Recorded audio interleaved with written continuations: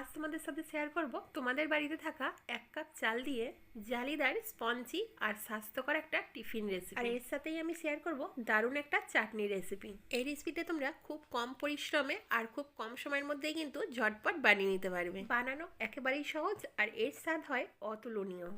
School college অফিসের জন্য বা সকালের ব্রেকফাস্টের জন্য এই রেসিপিটা কিন্তু তোমরা ঝটপট বানিয়ে নিতে পারবে। আমার সকল বন্ধুদের কাছে রিকোয়েস্ট ছিল ভিডিওটা স্কিপ না করে পুরো ভিডিওটা দেখো। আশা করছি আজকের এই রেসিপিটা তোমাদের দারুণ লাগবে। তাহলে চলো বন্ধুরা, রেসিপিটা আমরা দেখে নিই।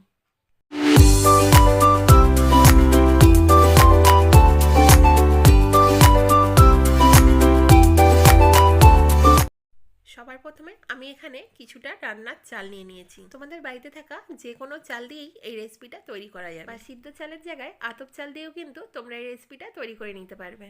এই চালটাকেই আমি এখন 6 ঘন্টার জন্য এটাকে জলের মধ্যে ভিজিয়ে রেখে দিয়েছি। বা তোমরা যদি এটা সকালবেলা টিফিনটা করো তাহলে এটা ওভারনাইটের জন্য কিন্তু চালটাকে জলের মধ্যে ভিজিয়ে রাখতে হবে। তারপর আমি এখানে নিয়ে নিয়েছি একটা মিক্সার জার। এর মধ্যে আমি কিছুটা চাল দিয়ে দেবো। আমি এখানে হাফ চালটা মিক্সার জারের মধ্যে দিয়ে দিলাম, যেহেতু আমার সব চালটা একসাথে ধরবে না। এরপর আমি এখানে দিয়ে দিচ্ছি 2 টেবিল চামচ সুজি। আমি এখানে বড় দানা সুজি নিয়ে নিলাম। 2 চামচ আমি এর মধ্যে সুজি দিয়ে দিচ্ছি। এরপর আমি এর মধ্যে দিয়ে দেবো বড় চামচের 2 টেবিল চামচ টক দই।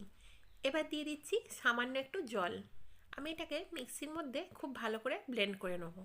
তো দেখতেই পাচ্ছ বন্ধুরা, আমি এটাকে খুব ভালো করে মিক্সির মধ্যে ব্লেন্ড করে নিয়েছি। এরপর এখানে একটা নিয়ে নিয়েছি মিক্সিং বোল। এর মধ্যে আমি ব্যাটারটা সবটা ঢেলে দিলাম। যেহেতু আমার সব চালটা একবারে মিক্সিং জারের মধ্যে ধরেনি, তাই জন্য আমি দুবার করে একই উপকরণ দিয়ে করে নিয়েছি। এবারে একটা স্প্যাচুলার সাহায্যে আমি ব্যাটারটাকে খুব ভালো করে মিশিয়ে নিচ্ছি। তো দেখতেই পাচ্ছ বন্ধুরা, ব্যাটারটা আমার ঠিক এরকম ঘনত্বে আমি রেখেছি। এর থেকে বেশি পাতলাও করা যাবে না, আবার বেশি গাঢ়ও করা যাবে না। ব্যাটারটা ঠিক এইরকমভাবে ঘন করে নিতে হবে। এখন আমি এটাকে 15 মিনিটের জন্য ঢাকা দিয়ে রেস্টে রেখে দেবো। ততক্ষণের জন্য আমি এখানে চাটনিটা বানিয়ে নেবো। তার জন্য আবারও একটা মিক্সার জার নিয়ে নিয়েছি, তার মধ্যে আমি কিছুটা ভাজা বাদাম দিয়ে দিলাম। এরপর আমি দিয়ে দেবো কিছুটা ধনেপাতা, দিয়ে দিলাম 4টে কাঁচা লঙ্কা, আর দিয়ে দিলাম কিছুটা আদা কুচি। এবার আমি এর মধ্যে দিয়ে দেবো 2 টেবিল চামচ কোরানো নারকেল।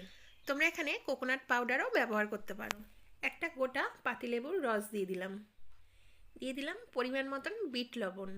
বিট লবণের জায়গায় তোমরা এখানে রান্নার লবণও দিতে পারো। এর মধ্যে সামান্য একটু জল অ্যাড করে দিয়ে আমি এখানে মিক্সির মধ্যে খুব ভালো করে ব্লেন্ড করে নেব। তো দেখতে পাচ্ছ বন্ধুরা, আমি এটাকে খুব মিহিন করে ব্লেন্ড করে নিয়েছি। এখন আমি একটা বাটির মধ্যে সব চাটনিটা এইভাবে ঢেলে দিচ্ছি। এই চাটনির টেস্টটা আর একটু বাড়ানোর জন্য আমি এখানে একটা তড়কা বানিয়ে নেব। তার জন্য গ্যাসের মধ্যে একটা প্যান বসিয়ে দিয়েছি, আর দিয়ে দিয়েছি 1 টেবিল চামচ সাদা তেল। তার মধ্যে দিয়ে দিলাম হাফ টেবিল চামচ গোটা জিরে, দিয়ে দিচ্ছি 2টো শুকনো লঙ্কা। তোমরা এখানে গোটা জিরের জায়গায় সাদা সর্ষে বা কালো সর্ষেও কিন্তু দিয়ে দিতে পারো। আমি এটাকে হালকা করে 2-3 মিনিটের মতো নাড়াচাড়া করে ভেজে নিচ্ছি। এরপর আমি চাটনির মধ্যে সবটা ঢেলে দেবো। এরপর একটা চামচের সাহায্যে আমি ভালো করে চাটনিটা নাড়াচাড়া করে তরকাটাকে মিশিয়ে নেব। এতে চাটনির টেস্টটা কিন্তু দারুণ আসে। সব ভালো করে মিশিয়ে নেওয়ার পর আমি আবারও কিছুটা তরকা উপর দিয়ে ডেকোরেশনের জন্য দিয়ে দিলাম। তো দেখতে পাচ্ছ বন্ধুরা, কতটা সুন্দর আমার চাটনিটা দেখতে লাগছে। তো এখন আমার চাটনিটা পুরোপুরি রেডি হয়ে গেছে। অন্যদিকে 15 মিনিট পর আমি ব্যাটারটাকে বার করে নিচ্ছি। তো দেখতে পাচ্ছ বন্ধুরা, আমি ব্যাটারের মধ্যে যেহেতু সুজি অ্যাড করেছিলাম, তার জন্য আমার ব্যাটারটা আরও কিন্তু ঘন হয়ে গেছে। এরকম ঘনত্বই কিন্তু আমরা রাখবো, এর মধ্যে কোনো রকম জল মেশানোর কোনো দরকার নেই। এর মধ্যে এখন দিয়ে দিচ্ছি থেতো করা সামান্য একটু আদা আর কাঁচা লঙ্কা। তারপর দিয়ে দিচ্ছি সামান্য একটু গোটা জিরে, দিয়ে দিলাম পরিমাণ মতন নুন, দিয়ে দিলাম হাফ টেবিল চামচ বেকিং সোডা। এরপর এখানে দিয়ে দিচ্ছি বড় চামচের 1 টেবিল চামচ সাদা তেল। এই সব উপকরণগুলোকে একটা স্প্যাচুলার সাহায্যে আমি খুব ভালো করে মিশিয়ে নিচ্ছি। একটু সময় ধরে এটাকে খুব ভালো করে এইভাবে মিশিয়ে নিতে হবে, যাতে খুব ভালো করে আমার উপকরণগুলো মিশে যায়। বন্ধুরা, এর আগে আমি আমার চ্যানেলে অনেক রকমের টিফিন রেসিপি শেয়ার করেছি, তোমরা যদি চাও আমার চ্যানেলে গিয়ে ভিজিট করতে পারো। তো এখন আমার এটা খুব ভালো করে মিশিয়ে নেওয়া হয়ে গেছে। এরপর এরকম একটা স্টিলের থালা নিয়ে নিয়েছি, তার মধ্যে একটু সাদা তেল হাত দিয়ে মাখিয়ে নিচ্ছি, যাতে রেসিপিটা করতে কোনো রকম অসুবিধা না হয়। এরপর আমি সব ব্যাটারটা ওই স্টিলের থালার মধ্যে ঢেলে দিচ্ছি। দেখতে সুন্দর হওয়ার জন্য আমি এখানে উপর দিয়ে একটু গুঁড়ো লঙ্কা ছড়িয়ে দিচ্ছি, তবে এটা অপশনাল, তোমরা যদি এখানে গুঁড়ো লঙ্কা দিতে না চাও নাও দিতে পারো। এখন গ্যাসের মধ্যে একটা আগে থেকে কড়া বসিয়ে তার মধ্যে 1 গ্লাস জল দিয়ে একটা স্ট্যান্ড বসিয়ে দিয়েছিলাম। এই স্ট্যান্ডের উপরে আমি থালাটা আস্তে করে বসিয়ে দেবো। এবার আমি কড়াটাকে একটা ঢাকনার সাহায্যে ঢেকে দেবো। এখন এটাকে 15 মিনিটের জন্য আমি স্টিম দিয়ে নেবো।